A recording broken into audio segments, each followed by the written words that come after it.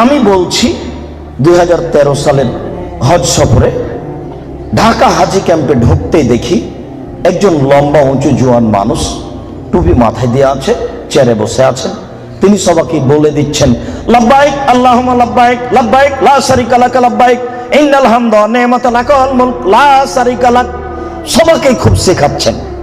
তো যখন শেষ হলো তখন আমি বললাম যে জনাব, আল্লাহর নবী বলেছেন এহরাম বাঁধার জায়গা ভারত, বাংলাদেশ, পাকিস্তান, এমান এই কয়েকটি দেশের জন্য হচ্ছে এলামলাম। লাব্বাইক আল্লাহুম্মা লাব্বাইক, লাব্বাইক লা শারিকা লাক, লাব্বাইক ইন্নাল হামদা ওয়া নি'মাতা লাকা ওয়াল মুলক লা শারিকা লাক। আল্লাহ, আমি তোমার দরবারে উপস্থিত। হে আল্লাহ, আমি তোমার দরবারে উপস্থিত। প্রশংসা তোমার, অনুগ্রহ তোমার, রাজত্ব তোমার, কোনো শরীক নাই তোমার। প্রশংসা তোমার, অনুগ্রহ তোমার, রাজত্ব তোমার, কোনো শরীক নাই তোমার।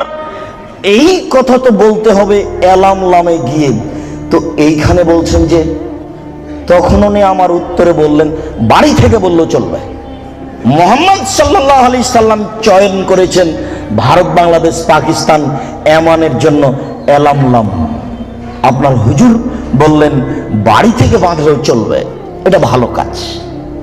শুনুন, যদি কথা রাসূলের সাথে মিল না খায় আমল বাতিল হবেই হবে।